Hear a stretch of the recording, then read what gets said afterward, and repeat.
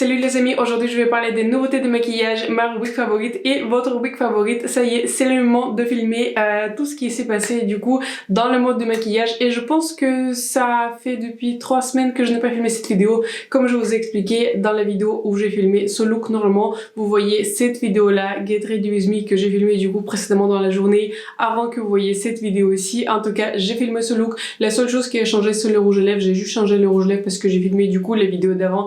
Précédemment, du coup, le rouge à lèvres a eu le temps de partir, donc j'ai utilisé celui-ci. C'est un rouge à lèvres par MAC Lanterard que j'ai gardé. Du coup, comme d'habitude, tous les produits seront dans la description. Et en fait, on filme enfin les nouveautés de maquillage. Il y a beaucoup de choses qui sont passées. On a un programme chargé aujourd'hui. On va dire, j'ai sélectionné tout ce qui m'a intéressé le plus. C'est vrai que les marques que je n'achète pas habituellement, que je ne couvre pas sur ma chaîne, je ne le mentionne pas. En tout cas, c'est tout ce que je voulais vous dire aujourd'hui. On a, comme je disais, un programme assez chargé. Je vais donc bouger sur le côté, j'espère que j'aurai suffisamment de place pour vous placer toutes les images et on va commencer par le produit que j'ai déjà acheté. J'ai déjà acheté le concealer par Huda Beauty, j'étais super contente par cette sortie et j'ai fait aussi un sondage sur Instagram et vous étiez beaucoup à être intéressés par ce concealer, donc ça y est, je l'ai déjà acheté. Aujourd'hui je filme, on est 14, donc voilà, il était sorti hier et j'ai fait aussi un post sur ma chaîne. En tout cas voilà, j'étais très contente de cette sortie, j'étais très contente que ça n'a pas été une sortie dans sa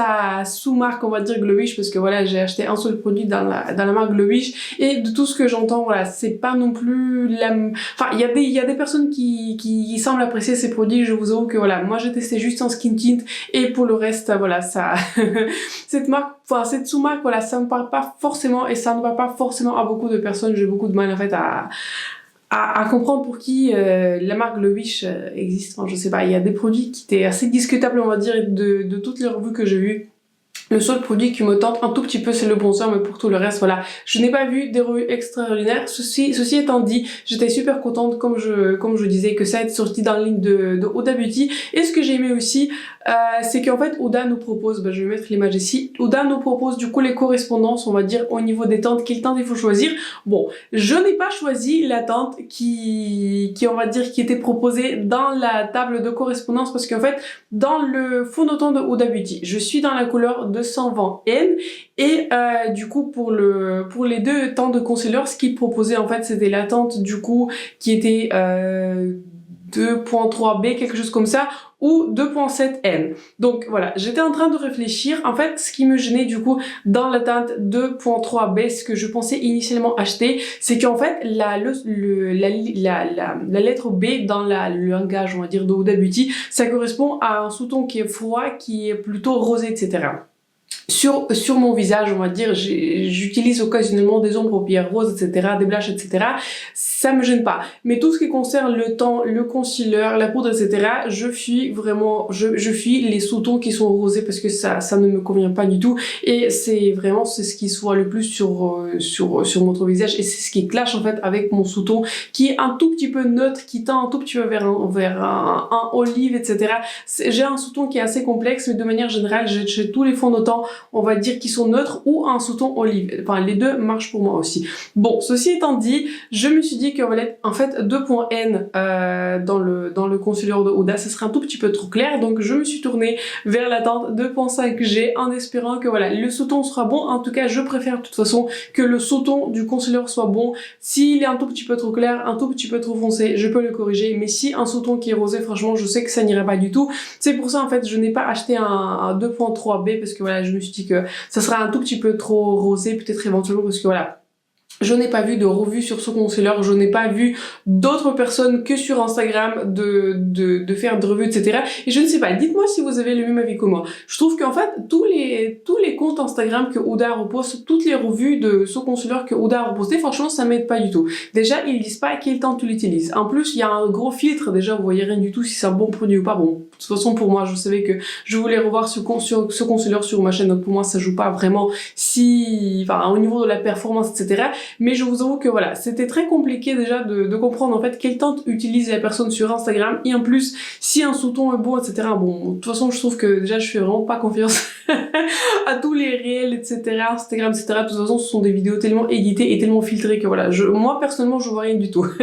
Je vois que les images floutées. Donc bon, bref, ceci étant dit, j'avais beaucoup de mal à déterminer en fait quelle est ma tente, quel est mon ton, mon sous-ton. Donc voilà, j'espère que ce sera une bonne tente. En tout cas, je suis sûre que le sous-ton sera bon. J'espère que ce sera pas trop jaune, mais en tout cas bon, on verra quand je vais le recevoir. On va donc passer à une autre sortie par laquelle je suis super intéressée. On va parler de la sortie par Anastasia Beverly Hills. En fait, elle va sortir du coup toute une nouvelle collection et ça a composé du coup d'une nouvelle palette qui est composée de 12 tentes. Et j'ai vu le prix sur le site d'Anastasia Beverly Hills, ça coûte 62 €. 62 €. Quand j'ai vu ce prix, en fait, je pensais éventuellement initialement l'acheter du coup sur le site d'Anastasia pour l'avoir rapidement. Mais quand j'ai vu le prix de 62 € pour 12 tentes, franchement les amis, j'ai reconsidéré. Parce que je trouve qu'en fait, pour 12 tentes, c'est un tout petit peu exagéré, sachant que les palettes Miggy de Natasha Denona sont, on va dire, dans les 67 € pour 15 tentes. Donc voilà, je trouve que déjà Anastasia se place vraiment dans tout ce qui est Natasha Denona, luxe, etc. Donc voilà, je ne le sentais pas, vous voyez, pour 62 €. Donc j'attends un petit code promo. De toute façon, je prends mon temps. J'ai décidé pour moi que je veux cette palette d'Anastasia, mais j'attends un petit code promo pour l'acheter. Je trouve qu'au niveau des tentes, c'est très très joli, c'est très intéressant. J'aime beaucoup l'harmonie des tentes. Je vous avoue que voilà, les couleurs vertes, les couleurs kaki ne sont pas des tentes les plus utilisées, mais je trouve qu'il y a beaucoup de tentes neutres. La seule remarque que j'ai envie de faire par rapport à cette palette, j'ai l'impression en fait qu'à part une couleur qui est métallique, qui est foncée, je trouve qu'il y a pas vraiment de couleur qui est foncée, qui est mate. Je trouve que c'est assez dommage. Je trouve que, en fait, j'ai lu quelque part que apparemment, en fait, par rapport aux palettes classiques d'Anastasia, vous savez, Norvina, Modern Renaissance, Soft Glam, etc., ces palettes-là contiennent 0,7 g, ce qui est très peu pour les fards à paupières. Donc j'ai lu quelque part qu'apparemment ils ont du coup augmenté un grammage par presque 200%, donc ce qui nous revient un tout petit peu, je pense, à 1,5 g par palette, ce qui est assez similaire en fait aux palettes de Natasha Denona au niveau du grammage. Bon, ceci étant dit, je trouve que franchement pour moi je suis vraiment très indifférente du coup à ce type d'informations, parce que voilà, moi je préfère avoir plus de tentes, je préfère avoir 2 fois plus de tentes que 2 fois plus de grammage, parce que voilà, je suis pas quelqu'un qui qui finit les ombres paupières. Je ne pense pas que dans ma vie, je ne pense pas que j'ai fini une seule palette dans mon paupière. Je sais que c'est grave, mais voilà, j'ai une collection, on va dire, assez extensive. Les palettes, ça me donne envie. Les palettes, c'est ce que j'aime acheter. Les palettes, c'est ce qui m'inspire le plus. Les palettes, c'est ce que j'aime aussi revoir sur ma chaîne. J'aime bien, comme vous avez vu dernièrement, de combiner les palettes, faire plusieurs looks, etc. avec les palettes. Donc voilà, les palettes dans ma collection sont utilisées, mais je vous avoue que voilà, moins il y a de grammage dans la palette, mieux c'est. Donc voilà, je trouve que voilà, j'aurais un tout petit peu changé la composition de cette palette, mais je trouve que c'est une sortie qui est intrigante. Donc voilà, j'attends un petit code promo sur cette palette d'Anastasia, parce que voilà, je vous avoue que je ne suis pas prête à l'acheter pour 62 €. Et de manière générale, je vous ai partagé ça sur mon Instagram. Je trouve que la collection elle est vachement inspirante, parce qu'en fait, ils vont du coup sortir 2 tentes de blush. Une teinte rosée qui est scintillante et une teinte pêche, et là il faut que vous me disiez à choisir, parce que j'arrive pas à choisir. Enfin, je n'ai pas envie d'acheter les 2 blush sticks, parce que voilà, j'ai juste envie de tester la formulation, et si la formulation me plaît, je pourrais éventuellement acheter une deuxième couleur. Mais c'est vrai que pour commencer, j'ai envie de choisir de l'une des 2 couleurs nouvelles que Anastasia va sortir, et je me penche vers une couleur rosée parce que c'est une couleur qui me paraît les plus unique, on va dire, par rapport à toutes les couleurs dans ma collection. Mais donc voilà, je suis encore ouverte, on va dire, au choix de la couleur. N'hésitez pas à partager quelle couleur vous voudrez voir peut-être en particulier sur ma chaîne, comme ça m'aidera à choisir. Il y a aussi du coup les 3 nouveaux couleurs de gloss, donc pareil, très intéressée aussi par l'une des couleurs de gloss. Je pense que si je prends gloss, je prends du coup le gloss qui est beige, le plus scintillant, et aussi ils vont du coup étendre leur ligne de bronzer qui est crème. Ça pour le coup je ne suis vraiment pas intéressée, parce que j'ai regardé quelques revues, les couleurs paraissent un tout petit peu spécifiques en fait. J'ai peur en fait que les couleurs soient un tout petit peu plus orangées, un tout petit peu plus jaunes. En tout cas, sur les personnes qui ont à peu près la même carnation que moi, je n'étais pas convaincue par la couleur, en fait, par la formulation oui, mais pas par la couleur. Donc voilà, je pense que je vais passer du coup sur l'extension de ce bronzer, mais en tout cas n'hésitez pas à me dire si je passe à côté vraiment d'un produit exceptionnel. Mais comme je vous ai dit aussi, pareil par rapport au bronzer, vous savez, le bronzer crème de Charlotte Tilbury qui vient de sortir, j'ai beaucoup de produits de ce type. J'ai un Chanel que j'ai envie de finir, enfin pour le coup il y a un gros pan, j'ai vraiment envie de le finir, je l'utilise régulièrement. J'ai aussi un bronzer crème qui est presque nouveau par NARS. D'ailleurs NARS ils vont du coup ressortir en fait leur bronzer crème, c'est à dire que voilà, je ne sais pas si vous voyez, attendez, je l'ai un tout petit peu ici, je vous parle de celui-ci que que j'ai acheté du coup sur votre recommandation, c'est un produit qui est excellent, je l'ai en couleur Laguna et eux en fait ils vont étendre leur ligne de bronzer crème pour les faire partie de leur ligne permanente. Ces bronzers-ci faisaient partie de l'édition limitée, du coup ils vont devenir l'édition permanente. Ceci étant dit, je pense que je suis suffisamment couverte du coup dans ce type de produit parce que franchement les bronzers, enfin les produits crème en général sèchent beaucoup plus rapidement et c'est vrai que si j'ai trouvé quelques bronzers en général j'aime bien m'en tenir à ce que je connais. Ceci étant dit, je suis vraiment très intéressée, même pas un tout petit peu, je suis très intéressée par cette collection. N'hésitez pas à me dire si vous êtes intéressé par cette collection, si vous êtes intéressé par ma revue. En tout cas, je vais acheter la palette quand je vais, on va dire, voir un prix un tout petit peu plus avantageux que 62, 64 € que j'ai eu sur le site, mais pour tout le reste, voilà, c'est à déterminer. N'hésitez pas à me dire ce que vous voudrez voir sur ma chaîne. J'étais en train de m'étaler et donc voilà, il y a beaucoup de choses qui étaient sorties, il y a beaucoup de choses qui sont intéressantes et on va parler du coup de la marque de Pat McGrath. J'ai fait pareil, un sondage sur Instagram et du coup j'ai fait beaucoup de sondages sur mon Instagram. Si vous me suivez pas sur mon Instagram, n'hésitez pas à le faire. Ceci étant dit, Pat McGrath va sortir du coup les nouveaux blushes qui sont duo. Et j'étais super excitée. Vous savez, la marque de Pat McGrath, ce n'est pas ma marque favorite parce que je trouve que la plupart du temps, on va dire, j'étais un tout petit peu déçue par les produits. Pas vraiment déçue, mais je trouve en fait pas que les produits sont à la hauteur du prix. Vous voyez ce que je veux dire? Si les produits étaient moins 30% moins cher, peut-être 50, enfin peut-être pas 50%, mais moins 30% moins cher, j'aurais pu considérer ces produits, mais c'est vrai que pour ce que c'est, j'ai du mal en fait à payer le plein prix. Ceci étant dit, je trouvais que le blush était très très joli et j'étais intéressée par deux couleurs. J'étais intéressée par la couleur Cosmic Coral, c'est une couleur qui est plus corail et j'ai surtout vu un réel sur le site de Pat McGrath, enfin sur Instagram de Pat McGrath. De toute façon, sur Instagram de Pat McGrath, tout est joli, voilà, tout est magnifique, etc. Mais bon, dans la vraie vie, c'est un tout petit peu plus différent. Et j'ai aussi été intéressée par la couleur Paradise Glow, sauf que j'ai déjà vu une revue de la personne qui s'appelle Charlotte Holcroft, je la regarde régulièrement, n'hésitez pas à checker sa revue, je le mettrai, j'espère, je n'oublierai pas, dans la description. Elle a déjà fait une revue en fait de ces deux couleurs sur sa carnation. Elle a une carnation un tout petit peu plus foncée que moi, mais voilà, quand j'ai regardé les swatchs qu'elle a proposés, j'ai trouvé qu'en fait ces blushes étaient extrêmement roses. En fait, je pensais surtout acheter la couleur Cosmic Glow, enfin pas sur le site de Pat McGrath, mais j'attends éventuellement quand ils arrivent dans notre retailer local Douglas, parce que voilà, je ne commande pas sur le site de Pat McGrath, c'est extrêmement cher. Je ne sais pas si vous avez vu, mais les palettes Mothership de Pat McGrath sont passées quand même à 150 €, donc même avec 30%, on est déjà à 100 €, donc voilà, je trouve que les prix sur le site de Pat McGrath sont en train d'augmenter de manière vraiment exponentielle et surtout si on traduit ça en dollars, je pense qu'on sera à 165 $, 170 $. Donc voilà, si vous dites à un américain que les palettes de Pat McGrath coûtent maintenant 160 $, je suis pas sûre que ça sera autant, il y aura autant d'engouement autour de ces palettes. Donc voilà, je trouve que 150 € vraiment ça commence à être vraiment déraisonnable, même avec toutes les sales, etc.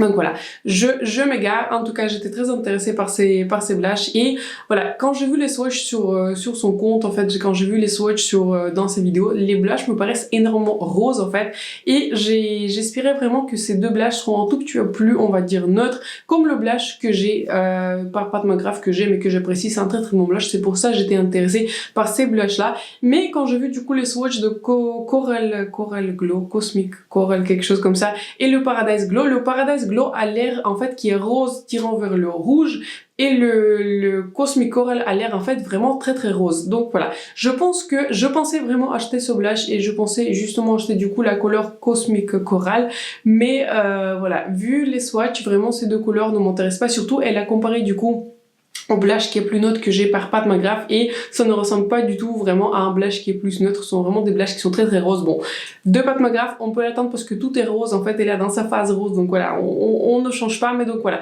je pense que je vais passer sur cette collection. Mais voilà, initialement j'étais très très intéressée, mais quand j'ai vu vraiment les swatchs du coup, enfin l'application sur une personne, sur une vraie personne et sur le swatch, pas sur le modèle sur Instagram, je pense que je vais passer sur ce blush. Et je peux dire la même chose de la mini palette qu'elle va sortir. Du coup c'est une mini palette qui se compose de 6 couleurs si ma mémoire est bonne et 5 couleurs sont déjà les couleurs qui se retrouvent dans les palettes de Pat McGrath. Je crois qu'il y a 3 couleurs pardon, qui viennent de la palette Bronze Seduction. Je crois que c'est la palette numéro 5, vous savez, avec le rouge là qui est scintillante. C'est la palette la plus populaire de Pat McGrath si je comprends bien. Il y a une autre couleur qui vient du coup de la palette que j'ai de la Divine Rose 2 et une autre couleur, je ne me rappelle plus, mais je crois que ça vient de la palette, c'est la palette numéro 3, etc. Je ne me rappelle plus. Et donc, dans cette palette de 6 couleurs, il n'y a qu'une seule couleur qui est nouvelle. Et cette palette qui est extrêmement petite, si vous connaissez du coup la taille classique des Blush Benefit, ça fait exactement la même taille. Donc, c'est une palette qui est très petite. Et elle contient du coup 0,5 g par fard. Mais ceci étant dit, je pense que franchement, c'est très bien. Moi personnellement je n'ai rien à dire de négatif par rapport à cette palette. Est-ce que je vais acheter cette palette? Franchement non, parce que voilà, je trouve que si j'achète Pat McGrath, si j'achète une nouvelle palette de Pat McGrath, je préfère acheter une palette de 10 couleurs. C'est vrai que ce sont des palettes qui sont chères, difficiles à avoir en promo, etc. Mais quitte à investir dans un produit de Pat McGrath, je préfère avoir une palette de 10 couleurs, comme ça voilà, je peux avoir plus de diversité au niveau des teintes. C'est vrai que je préfère avoir plus des teintes. Une palette de 6 teintes, sans les teintes spéciales, même pour 30 €. Voilà, je préfère investir, on va dire, ces 30 € dans une palette plus grande Mothership, si éventuellement je pourrais l'avoir en réduction sur un autre site que sur le site de Pat McGrath. Donc voilà, je vais passer sur cette palette. Je ne trouve pas que la combinaison des teintes m'attire spécialement, mais donc voilà, je ne trouve pas que les fards de Pat McGrath sont très spéciales. Je suis désolée pour les fans de Pat McGrath, mais voilà, dans ma palette de Mothership, je l'aime bien, mais ce n'est pas une palette, on va dire, que j'utilise tout le temps. C'est une palette un tout petit peu pour une occasion spéciale, et je vous avoue que j'ai tellement d'autres palettes que j'ai tout le temps envie d'utiliser, etc. Que voilà, cette occasion spéciale, de manière générale, ça arrive tous les 2 mois, donc voilà. Ce ne sont pas les palettes les plus utilisées dans ma collection. Je sais que c'est très différent par rapport à chaque personne, mais donc voilà.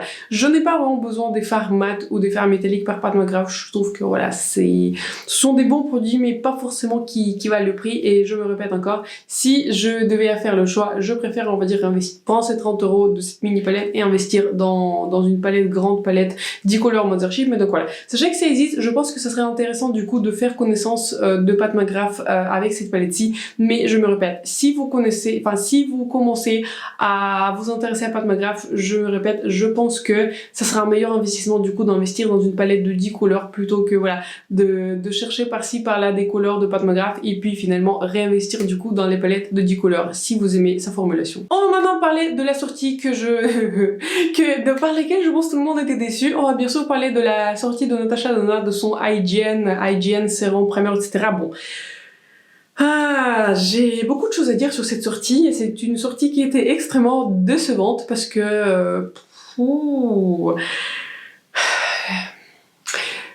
Je vous ai dit quand Pat McGrath a sorti son sérum, enfin c'était pas le sérum, c'était son essence, que en soi, je comprends plus les make-up artistes qui sortent du skincare, qui sortent ces produits plus que les marques de célébrités. Mais quand j'ai vu ce primer, sérum, etc., franchement, pour moi, c'était en passe direct. je vous dis ça sincèrement, il y avait plusieurs raisons pour ça. Déjà, je trouve que c'est un produit qui est extrêmement cher. Extrêmement cher pour ce que c'est. Déjà, c'est un produit qui contient 20 ml, alors que voilà, on va dire la quantité classique d'un produit, c'est plutôt 30 ml. Tous les fonds de teint, enfin, globalement, on va dire 80% de fonds de teint sont à 30 ml et plus. Donc voilà. Pour 20 ml, vous payez une cinquantaine d'euros, 45 €. Donc, et pour, on va dire, si on va traduire ça dans les quantités classiques de sérum, de fond de teint, etc. Donc, vous payez clairement pour une quantité classique 70 €, quelque chose comme ça dans ce là. Bon, est-ce que ça vous intéresse? Un primer à 70 €, on est déjà vraiment dans un gros luxe, quoi. On est déjà dans le Chanel, vous voyez, on est déjà dans le Dior, et je m'attendais pas du tout de ce pricing de Natasha Denona. Bon. Sans parler de toutes les controverses autour du copiage par Natasha Denona d'une autre petite marque en fait apparemment indépendante de la police, etc. Bon, je ne me suis pas rentrée vraiment dans les détails de cette affaire, mais donc voilà, ça me paraît déjà assez suspect que voilà, je sais que Natasha a fait des excuses sur son Instagram, que voilà, elle n'a pas eu l'intention de copier cette marque, elle n'a pas eu l'intention de copier la police, et surtout le nom c'était le Skin Glass en fait qui existait dans cette marque Candy. Ceci étant dit, c'est quand même difficile d'argumenter qu'il l'a pas vu parce que voilà, si vous développez un produit depuis plusieurs mois, je pense que faire une petite recherche Google si ce nom existe et prendre exactement le même nom et coller sur votre produit, c'est quand même discutable, vous voyez. Je pense que faire une recherche Google, c'est ce qui vient à l'esprit naturellement, mais bon, apparemment pas à l'équipe de Natacha Donna. Voilà, pareil, je suis pas rentrée dans le détail, je n'ai pas regardé suffisamment de vidéos, etc. J'ai juste entendu parler de cette controverse, mais donc voilà. Sachez que ça a existé, donc voilà, Natacha Donna a fait des excuses et apparemment, du coup, elle a dit que voilà, à partir de la prochaine, on va dire, la prochaine partie, du prochain batch de ce produit Hygiene, elle va du coup retirer le nom de Skin Glass. Ce qui me fait penser que quand même, elle s'est rendu compte qu'il y a eu un problème au niveau du copiage, mais surtout ce qui me dérange le plus, on va dire, dans toute cette histoire, déjà, le produit est extrêmement cher, mais en plus, ça s'appelle Primer Sérum. Primer Sérum. Mais qu'est-ce que c'est un Primer Sérum? Déjà, franchement, enfin, je pense pas que Natacha Donna me regarde, mais franchement, il faut quand même appeler ce que c'est. C'est juste un primer. Enfin, c'est un primer. Ce n'est pas un sérum, c'est juste un primer. Natacha, elle est en train de vendre un primer pour 70 € pour ce qui devrait être une quantité classique, pardon, de 30 ml.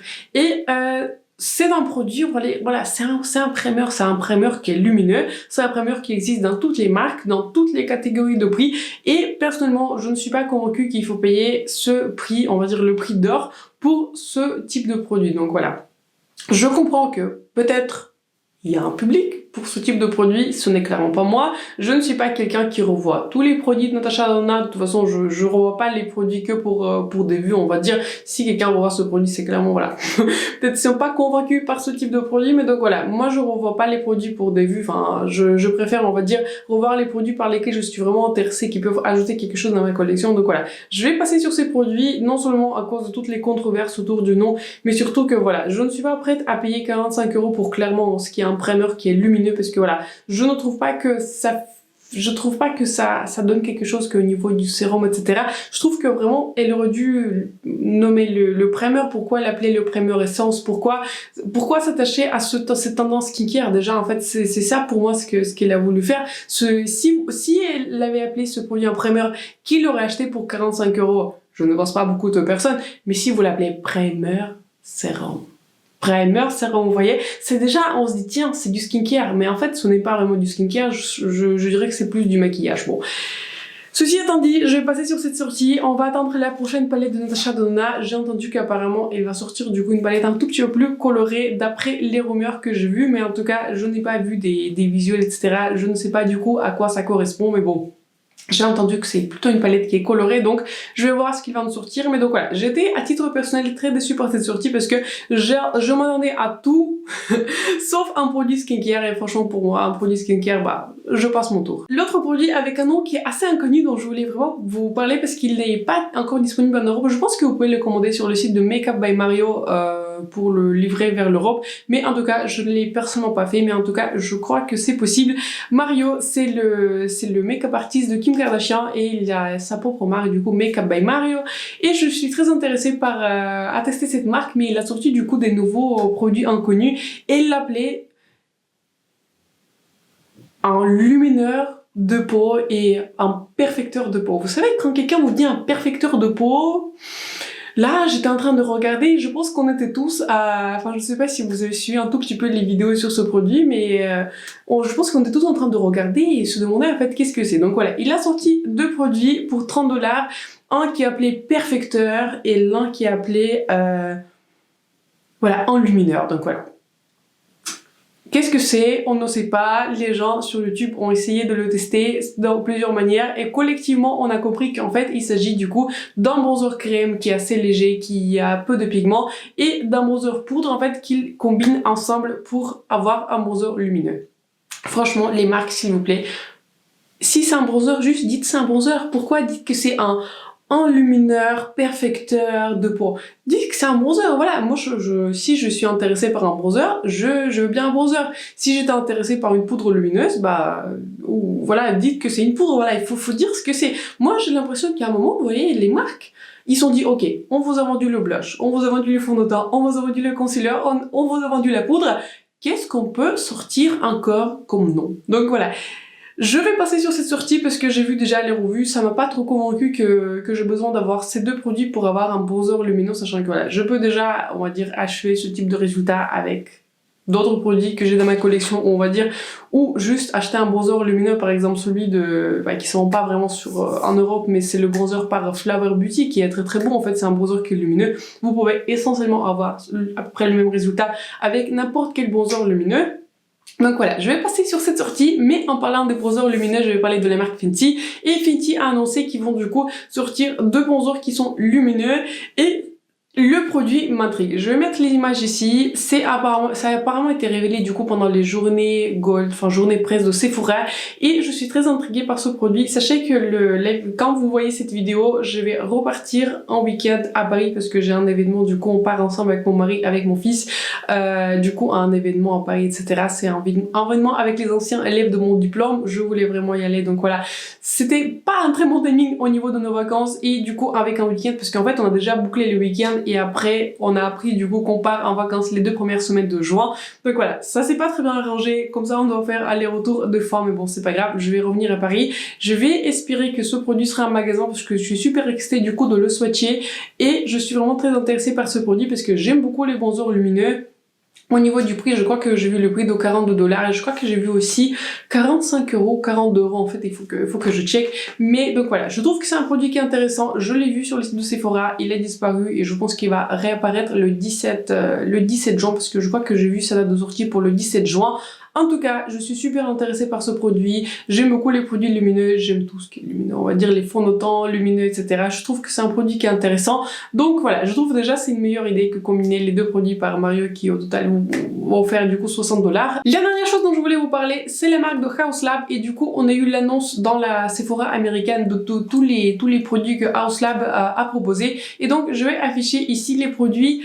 Bon, je trouvais que le pricing était quand même assez cher, donc voilà, de tout ce que j'ai vu, les bronzers, les highlighters, apparemment c'est quand même assez cher. Je crois que j'ai vu les prix plutôt dans les quarantaines d'euros, enfin quarantaine de $, je pense que ce serait une quarantaine d'euros si cette marque va arriver, du coup en Europe, donc voilà. Je trouve que c'est quand même pas mal cher pour une marque, on va dire, qui se lance. C'est vrai que Haus Lab, ce n'est pas en soi une nouvelle marque parce qu'initialement ils ont lancé du coup les produits sur Amazon, mais on va dire sur Sephora c'est une nouvelle marque. Et pareil, je vous parle de cette marque parce que bon, de toute façon elle n'est pas disponible en Europe, mais je voulais vous parler. J'ai l'impression que la tendance du moment c'est vraiment de sortir du coup les lip paint, enfin les eye paint, vous savez, les couleurs en tube pour les yeux. Et en fait, dites-moi si vous êtes intéressé par ce type de produit. J'ai vu récemment du coup sur un autre site, sur Boozy Shop je crois, qui avait ce type de produit par NYX. Dites-moi si vous utilisez ce type de produit. Je vous avoue que je suis pas mal intriguée par ce type de produit. Je sais que Danesse Amérique aussi a ce type de produit. Je les ai jamais utilisés. N'hésitez pas à me dire si vous voyez cette tendance, qu'il y a beaucoup de ce type de produits pour les yeux qui sortent. Je vous avoue que moi personnellement, ces produits m'intriguent, mais je sais que personnellement, je vais pas forcément beaucoup les utiliser parce que j'ai beaucoup de palettes et je préfère utiliser les palettes. Je trouve que j'ai toutes les couleurs que je peux avoir dans les palettes. Et je n'ai pas vraiment besoin de produits spécifiques pour dessiner sur la paupière. En tout cas, je trouve que c'est une sortie intéressante. Je trouve que c'est une sortie un tout petit peu tendance du moment de sortir en fait quelque chose qui est un tout petit peu plus coloré, des bronzers en beaucoup de couleurs, etc. Des produits pour les yeux, on va dire à l'unité. Donc voilà, je trouve que c'est une sortie intéressante. J'attends voir ce que Lady Gaga va nous proposer pour ce Mac, mais pour le moment, de tout ce que j'ai vu au niveau des produits, pour moi, c'est un pass. Donc voilà, c'est tout ce que je voulais vous dire aujourd'hui. J'espère que la vidéo vous a plu, j'espère que celle-ci vous a bien intéressé, j'espère que vous avez passé un bon moment avec moi. Il était temps de filmer cette vidéo sur les nouveautés de maquillage. C'est vrai qu'il y avait beaucoup de sorties intéressantes. Comme je vous disais au début, je n'ai pas ouvert tout qui est sorti. J'ai vraiment choisi déjà les produits, on va dire, la plupart du temps qui étaient présents en Europe parce qu'autrement je vois pas trop l'intérêt de vous en parler. Je n'ai pas couvert d'autres marques que je ne couvre pas habituellement, que je n'achète pas, comme les Make Up Revolution, etc. Colourpop, je n'achète pas ces marques, je ne les couvre pas, c'est pour ça, ça m'intéresse pas vraiment. Si ça vous intéresse, n'hésitez pas à checker du coup les comptes Instagram de Trend Mood et autres que je vais lister dans la description, donc comme ça vous pourrez vous tenir au courant des nouveautés. N'hésitez surtout pas à me dire quelles sont les sorties par lesquelles vous êtes intéressés, quelles sont les sorties qui vous intriguent, quelles sont les sorties voilà qui vous font de l'œil, ou il y a rien du tout qui vous fait de l'œil, et c'est très bien aussi. Sur ce, c'est la fin de cette vidéo. Comme je vous disais, j'espère que vous avez passé un bon moment avec moi. Si ça a été le cas, n'hésitez pas à vous abonner à ma chaîne et de me laisser un like, ça me ferait vraiment plaisir que vous faisiez partie de ma communauté. Sur ce, je vous souhaite une excellente soirée et je vous vois bientôt dans ma prochaine vidéo. Bye.